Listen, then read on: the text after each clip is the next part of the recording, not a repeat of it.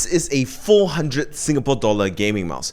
You might be like, what? That is insane. And I'll be inclined to agree. So what's up with the Asus ROG Harpe Ace Extreme, and should you buy it? The key reason Asus is charging so much for a gaming mouse is that it features a full real carbon fiber top shell. Now, as a car guy, that is really cool to me. But to anyone who doesn't get why this is a fancy material, it's layers of carbon weaved into a fabric that are then layered onto each other and pressed together and held together with resin. It's super light, super rigid, and super duper complicated to make, which is why it's so expensive. It's used more commonly in things like spaceships, supercars, fighter jets, and ill-fated submarines. So that's why it's cool and pricey, but does it even matter? Well, carbon fiber is all about saving weight without losing strength, and the Harpe Ace Extreme is pretty light at only 47 grams. However, it's nothing particularly insane, considering there are many 50-gram and sub-50 mice available for insanely low prices nowadays, with some still even retaining pretty solid build quality. I also have the sneaking suspicion that carbon fiber isn't all that ideal for making a lightweight gaming mouse, because the material used can't be quite as thin as plastic, from what I understand, and you don't quite need that level of rigidity in a gaming mouse, and as such, you probably can go even lighter weight with plastic. But correct me if I'm wrong if you're a material or mechanical engineer down in the comments below. The lightness of this mouse doesn't just come from the carbon fiber, it also comes from the fact that the base half of this gaming mouse is rather thin and filmy, using a nylon material that has some flex to it. If you hold on to this gaming mouse on the sides very tightly, it might not be ideal, as there is a bit of squish when you press down hard. This is made particularly worse because the carbon fiber top shell is unbelievably sturdy and rigid, so the slightly squishy sides become a lot more squishier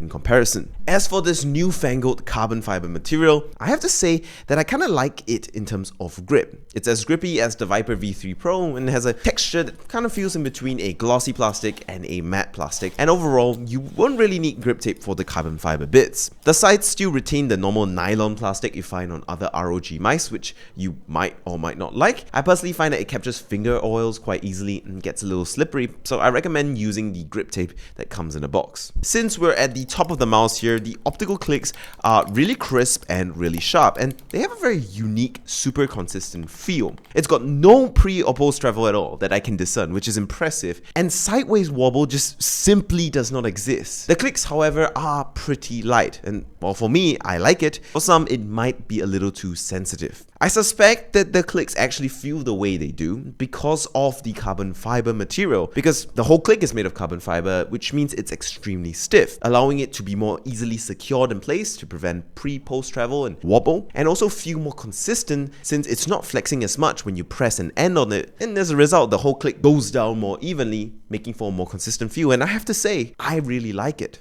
The scroll wheel is, in my opinion, an improvement over the last few Asus mice I've tried. So the very snappy, very crisp feel to it, and the thumb buttons are really solid. They have a little bit of sideways movements when they're pressed all the way down, but when you're actually pressing and actuating them, there's no pre-travel and really there's no post-travel at all. Very, very crisp, and I have to say, these thumb buttons are an improvement over the original Harpe Ace. Down at the bottom of the mouse, we have a DPI and pairing button, as well as a switch for wireless or Bluetooth mode, and the included PTFE mouse feet. It also comes with bigger mice feet in the box if you want to swap them out, or you can even swap them out for glass mice feet, which do come included with the ROG Harpe Ace Extreme. Since we're here, you can also see the ROG Aimpoint optical sensor, which is excellent, though really every aimpoint sensor has been brilliant, and you really cannot tell the difference between this sensor and the one on the original ROG Harpe Ace. It also does 8000Hz wireless polling rate, which is great for performance, assuming your CPU can handle it, and on 4000Hz, it actually has pretty solid battery life that can last about a week before needing a charge, and that's a week of rather heavy use.